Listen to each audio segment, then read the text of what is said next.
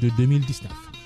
Participez à l'émission via les réseaux sociaux avec le hashtag Grand Jury RFM.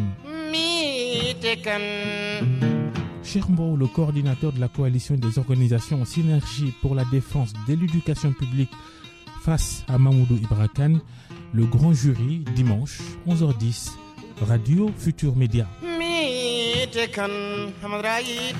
Mesdames, Messieurs, bonjour et merci de nous renouveler votre fidélité. Nous recevons aujourd'hui Chermbo, coordinateur de la COSYDEP. Bonjour.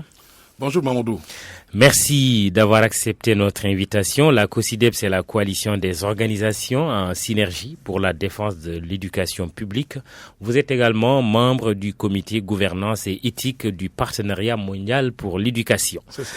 Les internautes ont été nombreux à vous interpeller sur les sujets de l'éducation. Naturellement, ils vont continuer à participer à l'émission via l'application GFM et vous via le grand jury, le hashtag grand jury RFM également. Pour rappel, la COSYDEP est une organisation de la société civile servant de cadre stratégique de réflexion, de concertation, de synergie, de recherche et d'action pour influer de manière positive et significative sur la définition et la mise en œuvre des politiques d'éducation en vue de promouvoir le droit à une éducation publique de qualité, gratuite, inclusive et accessible à tous. C'est bien ça. C'est très bien. Mais bonne nouvelle finalement, en entrant dans ce studio, on apprend que le gouvernement et les syndicats d'enseignants ont trouvé un accord. Les deux parties ont convenu du relèvement de l'indemnité de logement qui était de 60 000 à 100 000 francs CFA d'ici 2020. Dès octobre, il y aura 15 000, janvier 2019, 10 000, et puis en 2020, janvier 2020, 15 000 francs supplémentaires, d'où un total de 100 000 francs CFA pour l'indemnité de logement. Ouf de soulagement de Chermbo? Oui, un très grand ouf de soulagement. Mais je voudrais, Mamoudou, si vous me le permettez, profiter de cette opportunité pour présenter mes condoléances à la nation sénégalaise, à la communauté culturelle et particulièrement au groupe Futur Média, suite au rappel à Dieu de Habib Faye. Vous savez, dans la dernière période, justement en lien avec cette crise de l'éducation, nous avons eu à prendre langue avec beaucoup de personnalités, y compris le président Youssou N'Dour, qui nous a montré toute son ouverture, sa disponibilité à nous soutenir et à accompagner tout dispositif de sortie de crise. Je voudrais faire ce témoignage et dire encore une fois que, comme je lui ai dit de vive voix, des icônes comme Youssou N'Dour, ils ne s'appartiennent plus, ils appartiennent à la communauté, et le fait d'être disponible pour faire face à cette question nationale, je crois que c'est quelque chose qu'il faut saluer. Il s'est impliqué aussi? Oui, il s'est impliqué, peut-être qu'on ne l'a pas trop vu, mais il s'est impliqué déjà à partir de cette rencontre qu'on a eue, il y a de cela quelques semaines. Cette bonne nouvelle donc pour les élèves, leurs parents et les acteurs de l'éducation, un accord entre le gouvernement et les syndicats d'enseignants regroupés au sein du G6. Oui, c'est très juste, hein, c'est une bonne nouvelle, c'est vraiment un ouf de soulagement, parce que nous n'avions pas du tout pensé que le Sénégal mériterait d'aller encore une fois, vers une année blanche. Nous pensions aujourd'hui que l'implication du chef de l'État devrait pouvoir permettre de vider cette question. Parce que comme nous l'avons dit, cet appel que nous lui avons lancé, qu'il avait la légitimité, il avait les outils, il avait tous les instruments, les ressources pour nous sortir de cette crise. Maintenant, donc, c'est montrer toute notre satisfaction par rapport donc à son écoute face à cet appel que nous avions lancé avec d'autres acteurs aussi qui sont fortement impliqués. Nous voudrions aussi en profiter pour saluer les secrétaires généraux des syndicats qui nous prêtent une oreille attentive. Donc nous avons vraiment jusque-là, nous avons bénéficié de leur compréhension, de leur écoute, et nous devions évidemment témoigner aujourd'hui que nous avons des leaders syndicaux qui sont très responsables, mais qui maîtrisent aussi les dossiers, qui malgré tout ce qui s'est fait en matière de communication, sont restés sereins et ils sont allés vers la construction de solutions. Donc de ce point de vue, je crois qu'il nous faut évidemment saluer le leadership. Être un leader syndical, c'est pas évident. Il faut demander certainement à Souleymane Diallo, qui a été le premier à déclarer la suspension de grève. Il a été attaqué de toutes parts et pourtant il soutenait juste une décision d'instance. Donc c'est pas toujours très facile. Il faut faire preuve de beaucoup de courage, de beaucoup de lucidité, tout en restant scotché à ceux qui vous ont mandaté. Donc je voudrais aujourd'hui aussi les remercier toutes les personnalités, tous les acteurs qui sont impliqués.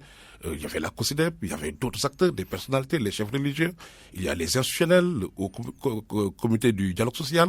Donc, cela nous apprend aujourd'hui qu'on ne peut faire face, le Sénégal peut faire face à n'importe quel problème. Nous avons l'intelligence nécessaire, nous avons la force nécessaire pour faire face aux problèmes les plus compliqués, les plus complexes. Il suffit simplement qu'on soit ouvert, qu'on soit complémentaire pour évidemment y arriver. Et ça, je crois que c'est une des leçons que nous avons apprises. Une autre leçon, peut-être qu'on va y arriver, c'est des enseignements qu'on peut tirer de ce qui s'est passé. On va y arriver. Avant cette dernière rencontre, le président de la République avait déjà annoncé dans son dernier message à la nation qu'il avait pris la décision de porter cette indemnité de logement de 60 000 à 85 000. Hier, à l'issue de la rencontre, le chef de l'État s'est engagé finalement à ajouter 15 000 francs supplémentaires, ce qui fait 100 000 francs. Et est-ce que finalement, avec le recul, on n'a pas le sentiment peut-être qu'on a perdu un peu de temps? Oui, juste, je crois que pour l'école, d'autant plus tout à l'heure, vous disiez qu'il y avait une menace d'année blanche. C'est ça. Je crois que c'est ça qui est regrettable. Ce que nous regrettons, c'est que nous ne donnons pas toujours du sens aux outils de dialogue social. Nous oublions souvent que nous sommes quand même un pays où il y a eu beaucoup d'opportunités qui puissent nous permettre, évidemment, de ne pas être dans des situations ultimes pour pouvoir sauver in extremis des années scolaires. Vous vous rappelez de toutes les concertations qui se sont tenues. CNAES, Assise nationale de l'éducation et de la formation, les différentes rencontres entre les syndicats d'enseignants et le gouvernement, tous sanctionnés par des PV ou des accords. Donc, nous sommes simplement invités à faire preuve de plus de pragmatisme et d'efficacité. Si aujourd'hui les syndicats se sont levés, nous nous rendons compte que voilà, le principe qu'ils défendaient, c'était qu'un accord qui est signé doit être respecté. Et sous cet angle-là, je crois que tous les Sénégalais les avaient soutenus. Tout le monde considérait évidemment qu'ils avaient raison sur le principe. Sur l'indemnité de logement, il y avait une promesse de porter l'indemnité de logement à 100 000 francs CFA? Non, c'était pas ça la promesse sur l'indemnité de logement. L'indemnité de logement, la promesse, c'était de tenir compte du rapport sur le régime indemnitaire. Quand les syndicats l'avaient posé, parce qu'on était témoins, la réponse du gouvernement alors, donc, c'était de dire, écoutez, laissez-nous faire une étude globale sur le système de rémunération, parce que simplement, on avait constaté qu'il y avait une désarticulation du régime indemnitaire de manière générale, et qu'il fallait entrer par une étude pour avoir des éléments objectifs qui leur permettent de prendre les meilleures décisions. Maintenant, ce qui a frustré les uns et les autres, c'est que nous n'avons jamais osé affronter les résultats de ce rapport, qui existe, qui est là, disponible, mais qui n'avait jamais été fait l'objet, effectivement, d'une discussion entre les acteurs. Donc ça, je crois que il faut affronter ces questions, y compris les questions difficiles.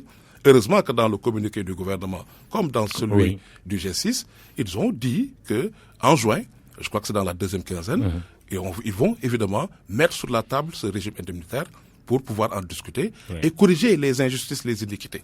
Donc ça fait partie évidemment des questions qui n'étaient pas quantifiées, mais le principe d'analyser ce rapport sur le régime indemnitaire avait été retenu. Effectivement, dans le communiqué, une lecture combinée des deux communiqués fait ressortir effectivement qu'il y aura des travaux sur le nouveau système de rémunération prévu dès la deuxième quinzaine du mois de juin, qui prennent en charge la question de l'alignement et la correction des iniquités. Ça, il le faut, parce que si on ne le fait pas, écoute, ce sera toujours une bombe à retardement, comme on dit. À tout instant, les gens peuvent revenir. Il faut oser affronter ces questions difficiles. Et voilà, il faut avoir ce courage-là et nous dire que, voilà, nous sommes tous des patriotes. Même le rapport peut indiquer des conclusions ou des recommandations qui, après analyse de manière inclusive, on se rend compte que dans tel ou tel autre sens, ce n'est pas soutenable. On peut trouver des alternatives. Au total, il faut évidemment que dans la démarche, qu'on puisse juste nous faire confiance, qu'on soit moins subjectif et qu'on puisse discuter tout. C'est ça, les nouvelles règles de management. Très bien. Alors, on récapitule. Échanges qui ont eu lieu dans la journée, ça c'est dans les communiqués, et dans la journée du vendredi 27 avril avec le président de la République. Deuxième chose, le G6 décide de suspendre son mot d'ordre de grève en attendant que la plénière prévue le lundi, c'est-à-dire demain, permette d'acter les mesures annoncées. Mais Chermbo, on sait aussi que dans la journée du vendredi, on a appris que des ponctions sur les salaires des enseignants avaient été effectuées. Mais est-ce que ce n'est pas encore une mesure qui a finalement aussi poussé les acteurs à réagir? Est-ce que les syndicats n'ont pas été sensibles à cela? Ben, écoutez, non, au contraire. Moi, ce que j'ai constaté en étant sur le terrain, en discutant avec les syndicats, mais aussi les enseignants, c'est une détermination, une très forte détermination des enseignants de manière générale. C'est ça qui m'a inquiété. Ça m'a fortement inquiété parce que ça fait plus de 10 ans qu'on est dans le secteur en tant que COSYDEP, mais on se rend compte que le niveau de détermination et d'engagement constaté durant cette crise-là était évidemment très très inquiétant. On a senti des enseignants qui vous disent, écoutez, vous pouvez tout fonctionner, mais nous allons aller jusqu'au bout. Donc c'est cela qui était l'autre message, c'est cela l'autre particularité. Les ponctions ne datent pas de ce mois. Ils avaient commencé à le faire depuis 2 ou 3 mois. Donc ce n'est pas... Qu'est-ce qu'elles vont devenir ces fonctions, ces ponctions? Pourquoi je dis fonctions? C'est ponctions. Bon, écoutez, je crois que c'est une question discutée. Hein. Moi, j'entends beaucoup de gens dire, oui, quand tu ne travailles pas, il faut... Mais je pense que c'est une question qu'il faut réfléchir, qu'il faut repenser. Repenser dans la mesure où, pour nous, il est logiquement inconcevable et il est normalement insoutenable d'exiger d'un partenaire qu'il s'acquitte de ses devoirs si l'on ne respecte pas ses engagements. Si la question qui est posée en termes de revendication, c'est non-respect des accords, je me demande si l'autre partie a le devoir ou le droit, de façon logique, hein, juste logique ou morale, de faire ces ponctions. Mais dans tous les cas, c'est des questions qui sont ici et qui nous rappellent que peut-être qu'on n'a pas trop besoin d'aller vers l'intimidation, d'aller vers des menaces, d'en arriver même à des ponctions. Parce que nous avons aujourd'hui les possibilités de résoudre ces questions avant d'en arriver à ce niveau extrême de décision ou de mesure. Je le disais, nous avons eu une année d'accalmie. C'est une année où on a été les plus audibles au niveau de la COSYDEP, où on rappelait aux différentes parties que c'est dans la période de paix qu'on construit l'avenir, qu'on se projette sur l'avenir. Il y a eu évidemment les préavis de grève qui avaient été lancés, il y a eu les 3 mois de vacances. C'est beaucoup d'opportunités qui faisaient qu'on pouvait discuter de ces questions, trouver une solution pour ne pas en arriver jusqu'à ce moment pour devoir le résoudre. Le résoudre a prouvé qu'on a pourtant les moyens et les capacités de le faire. Donc je pense qu'il faut juste profiter de certains moments pour anticiper sur certains aspects. Dans le communiqué du gouvernement, on peut lire le chef de l'État, au-delà un peu de sa décision de porter l'indemnité de logement à 100 000 francs, a rappelé ses instructions au gouvernement pour la mise en place diligente d'un guichet unique dédié aux procédures administratives de gestion de la carrière des enseignants ainsi que d'un groupe de travail et de partage autour des conclusions de l'étude réalisée par le gouvernement sur l'harmonisation du régime indemnitaire en vigueur au sein de la fonction publique. Oui, non, je pense que le plan de carrière, le commentaire, c'est que les gens semblent retenir que la question nodale, c'était l'indemnité de logement. Mais en réalité, la question la plus importante, c'était justement ce plan de carrière, le plan de carrière des enseignants, avec des histoires d'avancement, de reclassement. Vous imaginez un enseignant qui reste sur place, qui n'avance pas sur 10 ans, cela est problématique. Donc, il faudrait évidemment, et ça c'est un problème de motivation de l'enseignant simplement, si le plan de carrière est garanti, ça le motive davantage, ça lui ouvre d'autres perspectives. Et c'est cela qui était le combat le plus fondamental. Et ça, nous avons aujourd'hui tiré comme leçon qu'il faut justement retourner à l'orthodoxie par rapport au fonctionnement de l'institution scolaire tout court. Parce que voilà, donc des fois... C'est quoi retourner à l'orthodoxie? C'est traiter les dossiers à temps. Les traiter à temps. On n'a pas besoin de cumuler. Quelqu'un qui doit passer de manière ordinaire tous les 2 ans, vous cumulez sa situation. C'est ce cumul-là qui a fait que les enseignants parlent d'une dette de 100 milliards. Parce que simplement, il y a des enseignants qui doivent passer et qui ne passent pas. Qui doivent avancer et qui n'avancent pas. Il y a des problèmes de reclassement qui sont posés. La question donc, des rappels aussi. C'est lié, parce que c'est lié. C'est quand on avance, on a, voilà, sur le plan financier, il y a aussi des répercussions, évidemment. Mais, donc ce cumul en termes de lenteur administrative, c'est ça qu'il faut éviter. Et l'éviter, c'est justement ce que j'ai appelé retourner à l'orthodoxie, c'est traiter les dossiers à temps. Nous avons une administration qui a déjà fini de montrer, qui est bien éprouvée. Et par conséquent, nous devons aujourd'hui prendre la décision de ne pas être dans des situations de coup de poing, mais de faire fonctionner de manière régulière, de manière normale, l'administration pour que, voilà, qu'on ne soit pas dans ces situations de cumul et qui fasse évidemment qu'avec les lenteurs administratives, qu'il y ait des dettes assez importantes qui soient dues à des travailleurs. Cheikh Mbow, coordinateur de la COSYDEP et l'invité du grand jury de la RFM, pendant cette longue grève, autant au sein de l'opposition et de l'opinion, il y en a qui ont estimé que les enseignants étaient trop radicaux. Autant, il y a des critiques aussi à l'encontre du ministre de l'Éducation nationale, Serigne Mbaye Thiam. Est-ce que vous faites partie de ceux qui réclament la tête du ministre? Mamadou, vous savez, moi, je veux pas personnaliser des débats. Ça, je veux pas le faire. Et je veux respecter aussi la République du Sénégal et son fonctionnement. Aujourd'hui, je pense que si le ministre devrait quitter, ça dépendrait de deux personnes. C'est d'abord lui, même, qui apprécierait la situation et qui pourrait se dire, écoute, pour mettre tout le monde à l'aise, je peux me libérer. Ça, il peut le dire. S'il pense que les arguments qui sont fournis ne sont pas suffisamment plausibles pour justifier un départ, c'est à lui d'apprécier. La deuxième personne qui apprécie, c'est le président de la République, qui lui nomme à ces postes-là. Donc, de ce point de vue, nous n'avons pas pour mission d'aller dans ce sens. Par contre, ce que nous pouvons rappeler et dire, c'est que le secteur de l'éducation, c'est un secteur technique, mais aussi social. Donc, nous avons besoin d'avoir un style de management qui valorise tout le monde, qui met à l'aise tout le monde, et voilà, un ministre qui soit très très accessible, ça nous en avons besoin, et qui soit surtout dans une posture d'animateur du secteur. Faire en sorte que chacun puisse considérer qu'il est l'élément déterminant et chacun puisse se donner au maximum. Donc c'est l'animation du secteur, le management du secteur, le coaching du secteur. Cela, c'est attendu fortement d'un ministre de l'Éducation. Maintenant, ceux qui réclament... Est-il un bon partenaire pour vous? Pour la COSYDEP, bon, je sais simplement que, oui, il fut des moments... On a travaillé, par exemple, sur le Oubitei Diangetei, où il nous a fortement soutenus. Mais il y a eu des questions qui ont été très, très difficiles. Par exemple, sur la crise actuelle, nous avons voulu accéder au ministre de l'Éducation, mais ça n'a pas été facile. Ça n'a pas été facile. Donc, il faudrait simplement qu'on soit moins subjectif, qu'il y ait moins de biais, et qu'on se dise que les questions qui doivent être les questions d'ordre national, qui doivent être traitées par tous, devraient pouvoir impliquer tout le monde. Donc, l'ouverture du ministère... L'ouverture du ministre, je crois que ça, c'est une attente forte de la COSYDEP. Serigne Mbaye Thiam serait-il clivant?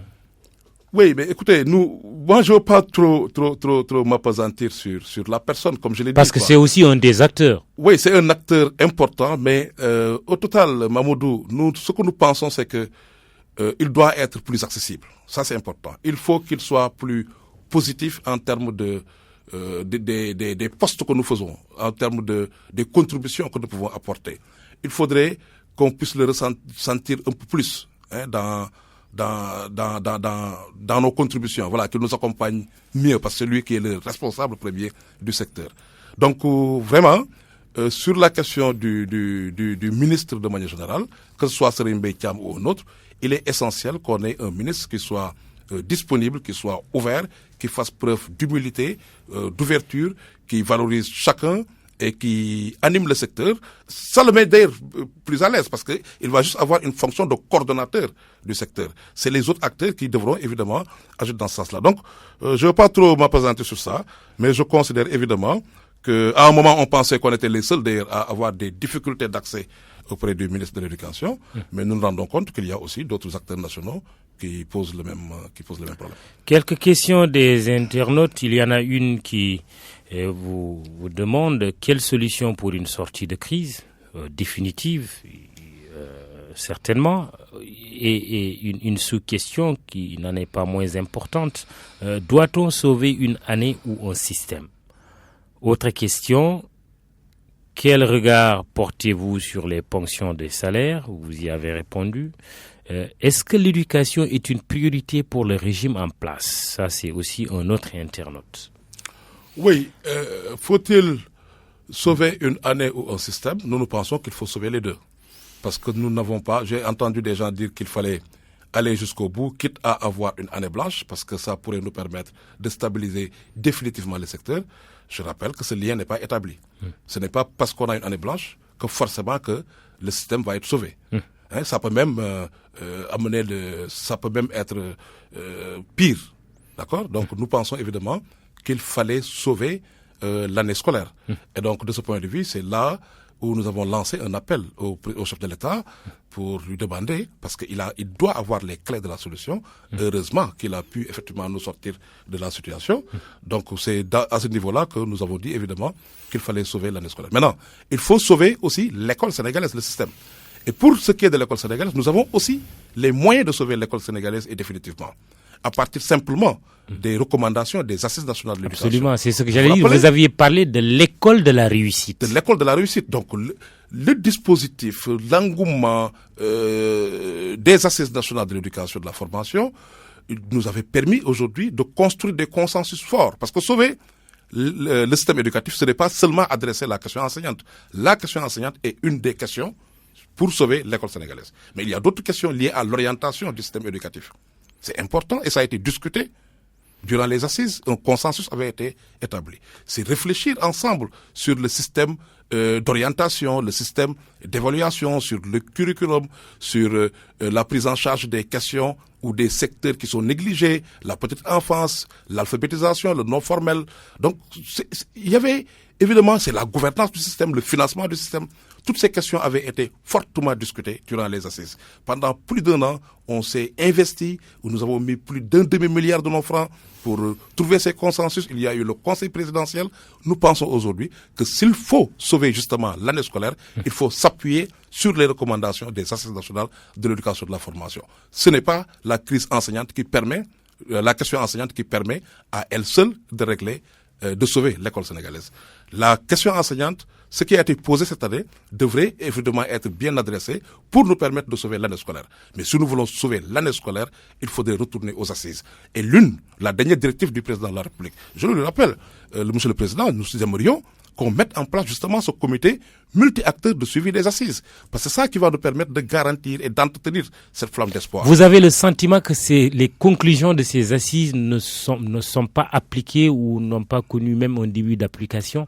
Écoutez, elles se sont tenues en 2014, cela fait maintenant 4 ans. Pour nous, le niveau d'application est faible. Hein? Mais ce que nous posons surtout sur la table, c'est la méthodologie, c'est la forme. Parce que ce que nous avions voulu, c'est que le même engouement qui avait regroupé tous les acteurs autour de la construction des consensus puisse être maintenu dans la mise en œuvre. Nous savons faire, nous, COSYDEP, nous, organisations de la société civile, ce que l'État ne peut pas faire. Les syndicats sont capables de faire ce que les parents ne peuvent pas faire. Donc chacun doit avoir un rôle, chacun doit avoir une parcelle de responsabilité. Et donc dans la construction des consensus, comme dans la mise en œuvre de ces recommandations, tout le monde devrait pouvoir être valorisé, tout le monde devrait être impliqué. Et ça, pour le réussir, il fallait évidemment, et c'était une directive présidentielle, qu'on mette en place ce comité multi-acteurs de suivi des recommandations issues des assises. Parce que, je dois le rappeler, les assises, c'était fortement, en tout cas, avait en repérage les insuffisances des états généraux de l'éducation et de la formation de 1981. Nous avions dit ensemble qu'il ne fallait pas vivre le dénouement de ces états généraux de l'éducation et de la formation. Qu'il fallait apprendre des états généraux de l'éducation et de la formation pour être plus efficace avec les assises. Les assises, pour nous, c'était la source qui va solutionner définitivement la question de l'école. Mais malheureusement, pour nous pensons que non seulement que le niveau de mise en œuvre est faible, mais ensuite l'engouement qui avait prévalu durant la construction de ces consensus-là n'est pas maintenu. D'où cette question de cet internaute. Est-ce que l'éducation est une priorité pour le régime en place? Écoutez, c'est sa question. Oui, c'est sa question. Je crois que c'est une question qu'on se pose. Et il faudrait évidemment qu'on ait des éléments d'appréciation assez objectifs. Si nous regardons de par le financement, nous considérons évidemment le financement du secteur de l'éducation. Nous considérons aujourd'hui que le financement est constant. Il a même été amélioré dans la dernière période. Donc, en termes de ressources injectées dans le système éducatif, nous pouvons répondre peut-être par l'affirmative. Le budget est-il réellement de 40%? Non, il parle même plus de 40%. Le Sénégal, les autorités actuelles ne parlent plus de 40%. Oui. Ils parlent de 25%. Ils parlent de 25%. Mais dans tous les cas, en termes de budget injecté dans le système éducatif, nous faisons partie des pays champions, ça c'est clair. Parce que le monde est en train d'avoir comme repère les 20% qui sont recommandés par l'agenda 2030. Mais nous pensons aujourd'hui que le Sénégal dépasse dans tous les cas les 20%. Donc il y a des efforts en termes de ressources injectées. Maintenant, la question qui est fondamentale, qui est posée sur justement ces ressources-là, c'est l'orientation et la distribution de ces ressources. Parce que nous devons le rappeler, un budget doit permettre de résoudre des besoins. Aujourd'hui, est-ce que le budget que nous avons nous permet de faire face aux besoins qui sont exprimés par la communauté? Je pense au déficit en enseignants. Il y a un déficit criard en enseignants. Oui. Est-ce que le budget nous permet de le régler? Il y a des classes qui ont été fermées l'année dernière. Oui. Par déficit d'enseignants. Est-ce que le budget nous permet de le régler? Des chiffres pour vous permettre de poursuivre. Des chiffres donnés par le ministre de l'économie lors d'une rencontre qui s'est tenue il y a quand même quelques années, mais chiffres qui permettent toujours d'avoir une idée des ressources englouties par le secteur de l'éducation de manière générale. Le ministre de l'économie disait que les crédits alloués à l'éducation ont augmenté de 279 milliards entre 2013 et 2015. Entre 2010 et 2015, le tout représente 2804 milliards. Mais le problème, et c'est le ministre qui l'ajoute, c'est que sur les 2804 milliards, les 84,4% sont destinés au fonctionnement. Le système de l'éducation n'est pas en situation de sous-financement. Il y a une nécessité absolue de revoir les allocations internes au niveau du budget. On ne peut pas faire l'économie de ces réformes. Êtes-vous en phase avec lui ou pas? Oui, ça c'est le constat. Oui. Ça c'est le constat. Maintenant, au-delà du constat, il faut peut-être qu'on soit un peu plus profond dans l'analyse. Aujourd'hui, on donne l'impression que tout le budget du ministère, à plus de 80%, est destiné au paiement des salaires des enseignants. C'est ça qu'on appelle quelque part fonctionnement. Or, nous, ce que nous avons constaté sur le terrain, c'est que nous devons encore recruter plus. Ça veut dire que par rapport au salaire des enseignants, il faut encore prévoir plus. Puisque nous avons noté une insuffisance, un déficit en personnel enseignant. Le gap serait de combien? Le gap en termes de personnel enseignant, nous l'avons évalué autour de 40 000, 50 000. Je crois que le ministère... 40 à 50 000 enseignants à recruter. À recruter. Je crois que alors qu'on en est déjà autour de 80 85 000, non? Oui, on est aujourd'hui à 97 000 enseignants. 97 000, presque 100 000, presque 100 000. Presque 100 000. Mais c'est faible parce que vous avez encore des classes fermées. Déficit enseignant. Ça veut dire que nous devons recruter plus. Vous avez des classes pléthoriques. Or, les normes, c'est un enseignant pour 40-45 élèves. Donc, vous devez recruter plus. Vous avez 1 500 000 enfants qui sont hors école, qu'il faut enrôler. Si nous les enrôlons, il faut recruter plus. Donc, si vous considérez tous ces éléments, vous vous rendez compte que nous avons encore besoin d'enseignants. Et si nous avons besoin d'enseignants, ça va se répercuter sur ce qu'ils appellent le budget de fonctionnement. Non, le financement de l'éducation devrait dépasser les sources classiques de financement. Taxes et impôts. Il faudrait qu'on puisse être dans un dispositif de financement innovant. Nous avons été en Inde. Vous achetez n'importe quel appareil portable, il y a un taux de 5 à 10% qui soit destiné à l'éducation. Nous avions parlé durant les assises du Fonds national pour l'éducation. Donc, il faudrait qu'on ait un autre dispositif qui vienne soutenir l'éducation. Parce que, comme disait l'autre, si l'éducation coûte cher, essayons alors l'ignorance. Donc, nous considérons aujourd'hui que, malgré les efforts qui sont faits, on a encore des besoins qu'il faut résoudre. Et ces besoins-là passeraient par, évidemment, un financement accru de l'éducation. Un besoin de financement estimé à 293 milliards entre 2016 et 2018. Vous savez, dans la dernière période, il faut dire depuis 2000, nous sommes en moyenne autour de 400 milliards par an. Mais ça ne permet toujours pas de régler les problèmes, comme j'ai dit. Donc, de ce point de vue, nous pensons que par rapport au financement de l'éducation, il faut faire en sorte que le secteur privé, les entreprises, les exonérations que nous constatons, voilà, donc ces fuites, toutes ces questions devraient être mises à profit pour qu'on ait évidemment d'autres sources de financement pour mieux soutenir l'éducation. Mais il ne faut pas qu'on ait l'impression que nous avons suffisamment financé l'éducation parce que des besoins réels sont encore là. Le financement de l'éducation, cher mot de la COSYDEP, invité du grand jury, vous nous y amenez. Parlons-en, puisque Dakar a abrité au mois de février dernier un forum du partenariat mondial pour l'éducation. La communauté internationale a pris justement des engagements. Le besoin est de 3 milliards de dollars, de francs, de dollars. Oui, je crois que c'était une conférence, la 3e conférence du partenariat mondial pour l'éducation, qui s'est tenue ici à Dakar, qui a réuni plus de 1200 participants avec des chefs d'État, des chefs de gouvernement qui étaient là, avec un objectif de pouvoir avoir au moins 3,1 milliards de dollars pour soutenir les pays en développement. Je crois que ça a été une conférence très très réussie de par la qualité des présences. Et nous avons vu aussi que le jour de la conférence, on en était à plus de 2,3 milliards de dollars qui avaient fait l'objet d'engagement des pays donateurs, ce qui est aussi un excellent résultat comparativement à la 2e conférence de reconstruction de ressources qui s'est tenue à Bruxelles où on a pu récolter que 1,3 milliard de dollars. Donc ça veut dire que de ce point de vue, la conférence de Dakar a été une réussite. Mais il faut dire que le financement qui était là, c'était pas destiné au Sénégal. Au Sénégal, c'est destiné aux 65 pays qui sont en développement et qui sont membres du partenariat mondial pour l'éducation. Donc c'est un panier mondial, un panier commun qui vient soutenir les efforts de nos pays et qui adresse aussi des questions spécifiques qui ont été discutées, liées notamment à la crise de l'apprentissage. Nous nous rendons compte, et ça c'est valable pour d'autres pays, qu'en termes d'efficacité de nos systèmes, il y a évidemment des défis qu'il faut relever. Donc ça, c'était une question qui va être adressée. En termes aussi de prise en charge des pays qui sont en situation de crise, donc ça aussi, c'était destiné à cela.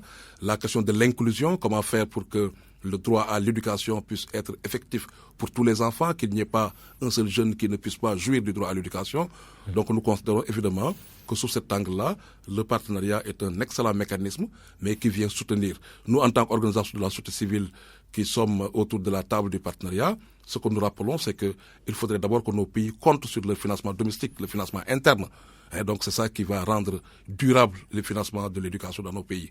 Donc il faut d'abord compter sur soi, compter sur nous, parce que nous avons les ressources nécessaires, nous avons les moyens pour pouvoir financer correctement le système. Maintenant, il faut coordonner le financement des bailleurs, des donateurs, autour justement de ce panier commun qu'est le partenariat mondial, pour venir appuyer et soutenir simplement les pays en développement. C'est ça l'esprit.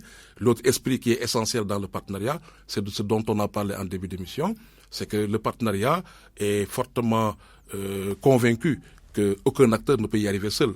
Donc il faudrait qu'on soit dans une dynamique partenariale où syndicats, société civile, gouvernement, secteur privé, tous apprennent à s'asseoir autour de la table et qu'on puisse évidemment faire face ensemble aux défis de l'heure. Oui, vous êtes membre du comité gouvernance et éthique du partenariat mondial de l'éducation. Des engagements qui ont même dépassé le montant qui était prévu, 3,1 milliards de dollars, engagement à Dakar de 3,3 milliards de dollars. Est-ce que, jusqu'à plus ample informé, vous êtes au courant de la concrétisation de ces engagements? Parce que ce n'est pas la première fois que la communauté internationale s'engage. Oui, mais surtout sur les questions d'argent. Moi, je viens d'une réunion du comité à Paris, d'ailleurs, la semaine passée. Oui. Ben, on a constaté évidemment que le niveau de respect des promesses, ce que les appellent les pledges ou les engagements, est assez réconfortant, comparativement toujours à la 2e campagne de reconstruction de ressources. Les bailleurs commencent évidemment à mettre les billes, et donc ça c'est important. Donc de ce point de vue, nous sommes très rassurés, mais on n'est pas surpris. On n'est pas surpris dans la mesure où à Dakar, contrairement à Bruxelles, on a eu les véritables décideurs qui étaient là. On a eu des chefs d'État, comme j'ai dit, des chefs de gouvernement. À Bruxelles, on n'avait même pas noté la présence d'un seul chef d'État. Donc ça, cela crédibilise évidemment les pledges ou les engagements ou encore les promesses. Donc de ce point de vue, oui, il y a évidemment un mouvement assez réconfortant. Il y a un engagement très fort de la part des bailleurs et des donateurs. Maintenant, ce qu'il faut surtout suivre, c'est les engagements de nos pays, des pays en développement. Parce que nos pays en développement, leur engagement a été évalué autour de 110 milliards Parce que chaque pays s'est engagé de à renforcer, de US dollars. 110 milliards 110 de dollars. milliards. Oui, pour les pays en développement. Ça veut dire qu'en termes d'efforts qu'ils vont faire... Aidez-moi à comprendre, parce que le besoin attendu est de 3,1 milliards de dollars. Non, ça vient des bailleurs. C'est les bailleurs. Oui. Les bailleurs. Et les engagements de nos pays, vous dites, sont de 110 milliards de dollars. Important, ça. C'est important. C'est ça qu'il faut, justement. Cela montre que les pays ont pris l'engagement de renforcer leur financement interne, le financement domestique, sans compter sur le bailleur ou sur le donateur. C'était ça l'esprit. Quand on a dit 3,1 milliards, c'est les bailleurs, quoi. Les bailleurs que vous connaissez. Les bailleurs, ça peut être des fondations, secteur privé, ça peut être des pays, les coopérations. Donc, eux, ils sont engagés, évidemment, à récolter 3,1 milliards pour soutenir les pays en développement. Mais, on est juste soutenu. Donc, il faut qu'il y ait un financement interne au niveau du pays qui permette, évidemment, de pouvoir faire face au système éducatif. Et donc, de ce point de vue, le travail qui est surtout attendu, c'est que le financement domestique, l'amélioration des budgets nationaux, en tout cas de la part de l'éducation dans le budget national, c'est là où il y a évidemment des enjeux, faire en sorte que nos pays, les pays en développement, puissent continuer à financer et à mieux financer leur système d'éducation, avant de compter sur justement les contributions du partenariat mondial pour l'éducation. Alors, il y a cet engagement de la star Rihanna qui est même venue à Dakar. Qu'est-ce qu'il est devenu, cet engagement? C'était juste un coup de pub ou c'est vraiment un engagement sérieux? Non, c'est un engagement, je crois. Sérieux? Oui, sérieux, parce que l'esprit du partenariat, c'est de faire en sorte que toutes les célébrités, que ce qu'on appelle les porteurs de voix, que tous puissent être dans le plaidoyer pour un financement conséquent de l'éducation. Donc Rihanna, c'était moins les ressources qu'elle s'engage à injecter que sa personne, parce qu'elle est influente quelque part. Voilà, donc les gens étaient à la recherche de ce qu'ils appellent des champions pour l'éducation, à la recherche de porteurs de voix, de célébrités, qui tous vont parler aux chefs d'État, au gouvernement pour leur dire, en ce qui nous concerne, nous pays en développement, investissez plus pour l'éducation. En ce qui compte les bailleurs, soutenez mieux les pays en développement. Donc, c'est dans ce sens-là que des célébrités ont été identifiées, et je pense que sur ce plan, c'est tout bénéf pour le système éducatif, que tout le monde puisse se solidariser autour du système d'éducation et de la formation. Chermbo est l'invité du grand jury de la RFM. Nous allons parler tout à l'heure de l'enseignement supérieur, mais il y a une question centrale, c'est le sens de votre combat, si on a bien compris, c'est la réhabilitation de l'école publique. Oui, Mamadou, nous pensons aujourd'hui que l'éducation, c'est d'abord de la responsabilité de l'État. C'est pas une marchandise, c'est pas un produit. Elle n'est pas à vendre ou à acheter. Et il ne faut pas qu'on ne puisse pas jouir du droit à l'éducation. Mais l'école, c'est quand même beaucoup privatisé. Oui, malheureusement. Et donc, c'est pourquoi nous rappelons toujours que le premier parent de tout enfant, c'est l'État. Donc, il faudrait que l'école publique puisse être revalorisée. Ça, c'est important. Comment faire pour qu'aucun enfant, quelle que soit sa situation économique, qu'il ait 500 francs ou pas, quelle que soit sa situation ou ses convictions socio-culturelles, quelle que soit sa zone d'habitation, devrait pouvoir jouir du droit à l'éducation. Et celui qui en est le garant, c'est l'État. C'est pourquoi nous avons la conviction qu'il faut revaloriser l'offre publique d'éducation. Il y a beaucoup d'enfants qui aujourd'hui ne pourraient pas accéder au droit à l'éducation si ce droit était en tout cas lié à une quelconque contribution. De ce point de vue, nous pensons, et nous ne cessons de le répéter, quand vous regardez ces pays, beaucoup d'autorités, beaucoup de personnalités, peut-être vous et moi, nous ne serions pas devenus ce que nous sommes sans l'école publique. Donc, il faudrait aujourd'hui que l'on puisse revaloriser l'école publique pour qu'elle soit plus attrayante, pour qu'elle fasse de meilleurs résultats. Et donc ça, pour nous, c'est essentiel et c'est fondamental. C'est ça qui nous permet de pouvoir considérer l'éducation comme étant cet ascenseur social sur lequel on peut compter pour pouvoir espérer changer de situation sociale. Mais ça aussi, qui nous permet d'en faire un régulateur social. L'enfant qui est dans une situation démunie, qui est dans une famille modeste, doit pouvoir rêver demain, changer de situation sociale à partir de l'éducation. Pour cela, donc, il faut un retour de la confiance dans la famille, chez les parents. pour qu'ils aient le réflexe d'amener leur enfant à l'école publique? Non, d'abord... Il y a un ressort qui s'est cassé, non? Oui, nous, quand on parle de crise de confiance, justement, il y a cette crise entre les acteurs, on parle des enseignants, du gouvernement, etc., mais aussi il y a une crise entre la société et son école. Oui. C'est ça qui fait que la société ne fait plus confiance en son école publique. On a même constaté des familles qui n'ont peut-être pas les moyens, mais qui se débrouillent pour amener leur enfant dans une école privée. Donc, et c'est un coût énorme. C'est un coût énorme. Donc, pour nous, revaloriser l'offre publique d'éducation, c'est agir sur plusieurs aspects en même temps. C'est déjà l'environnement de l'école publique. C'est les effectifs. C'est pléthore que nous avons constaté.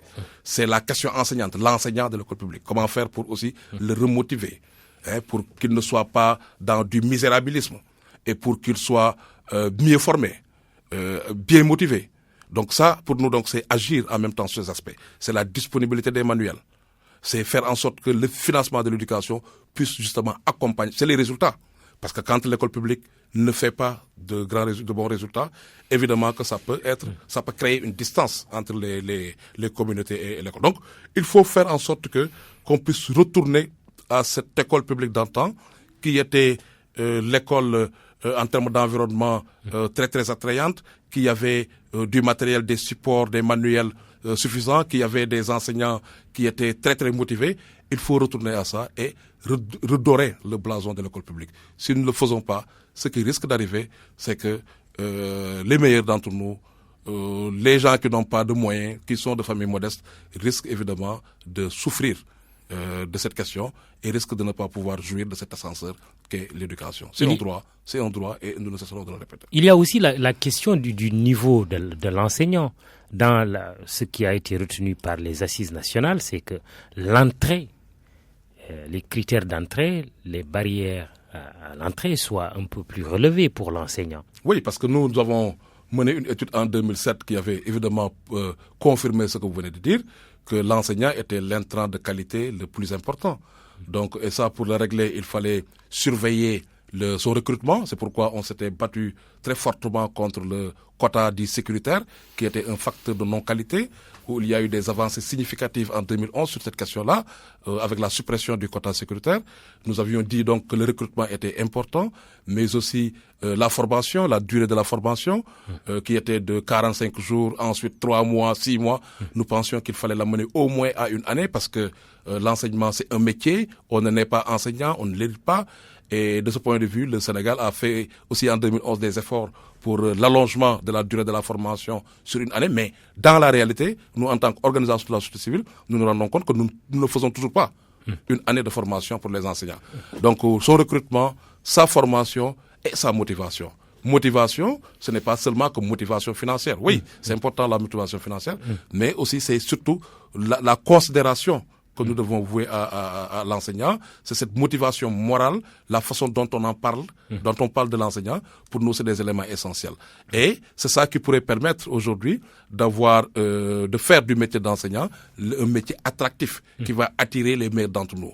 Je ne cesse de rappeler qu'un des pays de référence qu'est la Finlande en matière d'éducation, son secret, c'est que les meilleurs de son pays cherchent à être enseignants. Aujourd'hui, beaucoup d'entre nous en font soit un tremplin ou cherchent à aller ailleurs. Donc, il faut que le métier d'enseignant soit un peu plus attractif. Sur la question du financement, il y a quelque chose que j'avais oublié. Il avait été proposé de créer une taxe sur les transactions financières et sur le tabac et l'alcool au bénéfice de l'éducation. C'est ça. Donc, il y a eu il y a eu cette proposition qui est sortie. Oui. Il y a eu le fonds national pour l'éducation qui était une proposition, donc des taxes spéciales.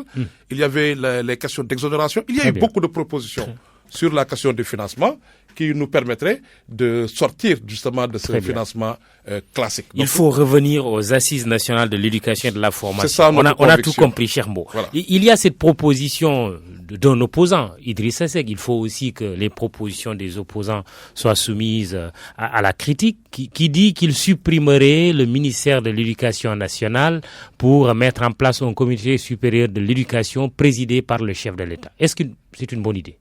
Ben moi, je ne ferai pas ça. Moi, ce que j'aurais fait, je supprimerai le ministère de l'Éducation et j'en ferai un très grand ministère de l'Éducation, tel que c'est configuré. Parce qu'aujourd'hui, on sent un saucissonnement du ministère. Tu as au moins 4 ministères en charge du secteur de l'éducation. Vous allez dans des pays qui sont plus développés que nous, qui en termes même de population sont plus importants que nous, mais où on se rend compte évidemment qu'il y a un ministère de l'éducation chargé de l'éducation, de la formation, de l'enseignement supérieur, de la culture et même des sports. Je veux citer le Japon, par exemple. Donc aujourd'hui, il faudrait peut-être qu'on soit dans une perspective beaucoup plus holistique et faire revenir le grand ministère de l'éducation. Moi, c'est ça que j'aurais proposé. Qu'on regroupe l'éducation nationale, comme on l'appelle aujourd'hui, et l'enseignement supérieur, l'alphabétisation, la formation et tout. Retour d'un grand ministère de l'éducation et non la suppression du ministère de l'éducation nationale. C'est ça. Très bien. Enseignement supérieur, parce que cela fait partie de l'éducation, l'opinion est très émue par une question, c'est la retraite de professeurs titulaires de chaires qui se chiffraient à plusieurs dizaines, voire centaines. Cela vous inquiète, cher Mo? Oui, je crois que c'est à la fois inquiétant, mais c'est aussi rassurant que d'avoir des organisations civiles qui puissent anticiper sur ces questions importantes et alerter l'État à temps. Je pense au SAES. Le SAES a eu évidemment à faire une étude. Moi, je les respecte beaucoup. Je suggérerais à tout le monde de voir cette étude-là, qui a adressé la question des effectifs, des infrastructures et du personnel enseignant. Et qui nous a informé aujourd'hui qu'il y a un risque d'avoir, en tout cas, 500 enseignants, chercheurs qui feront valoir leur droit à la retraite d'ici 2025. Et donc, il faudrait qu'on puisse avoir un dispositif qui puisse nous permettre de faire face à cela. Ils ont constaté la vacatarisation à outrance de l'enseignement supérieur, ce que nous ne connaissions pas, nous, en notre temps. Et donc, nous pensons évidemment qu'il est fondamental et essentiel que l'on puisse faire en sorte que des enseignants permanents puissent occuper en tout cas beaucoup plus d'espace. C'est ça qui pourrait garantir. Autrement, ce qui risque de se passer, c'est comme ils ont dit, c'est qu'en 2025, on risque d'être dans une situation de déficit, ou même pour certaines facultés, on risque de ne plus avoir d'enseignants-chercheurs permanents. Donc je crois que c'est une alerte qui est venue à l'heure et il faudrait qu'elle soit bien adressée pour ne pas être demain surpris. Il y a une proposition d'un éminent professeur agrégé de philosophie, Mamoussé Diagne, qui suggère la mise en place du système de l'émérita pour permettre aux enseignants de rang magistral à la retraite de continuer à percevoir leur salaire et de fournir les mêmes prestations en attendant leur remplacement par de jeunes chercheurs bien formés.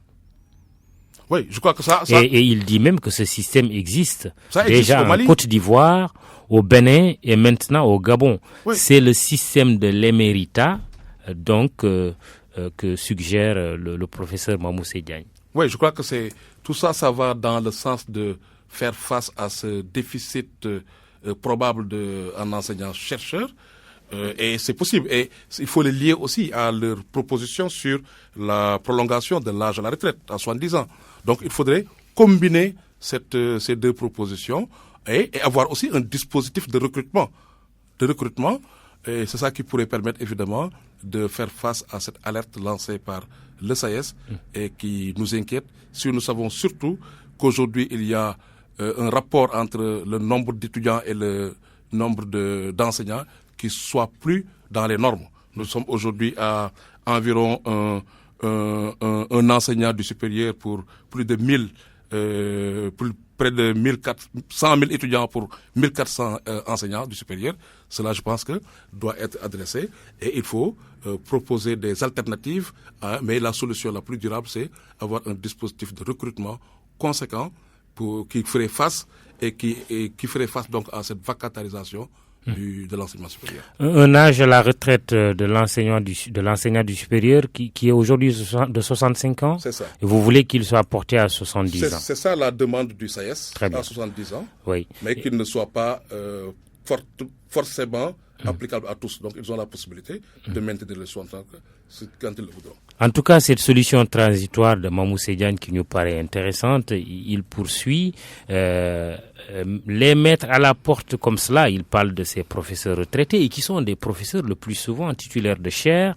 Les mettre à la porte comme cela se fait actuellement.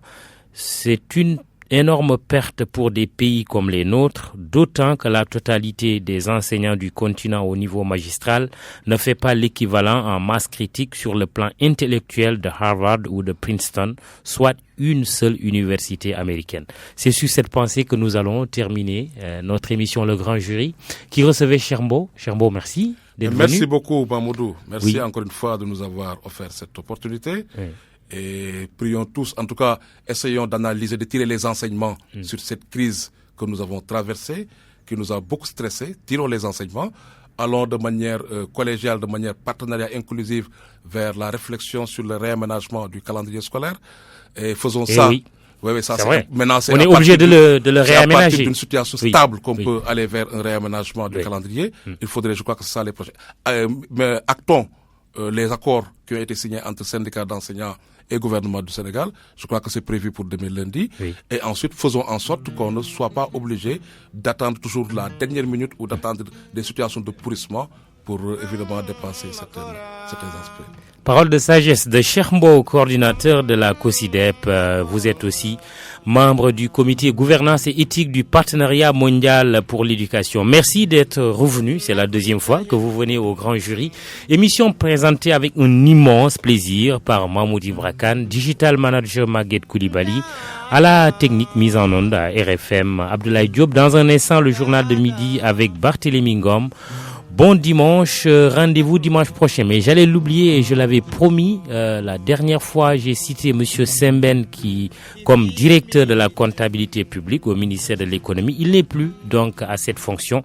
L'actuel occupant s'appelle Chertidiane Diop. Toutes mes excuses à tous les deux, mais aussi à vous, chers auditeurs, pour cette méprise. Bon dimanche, rendez-vous dimanche prochain.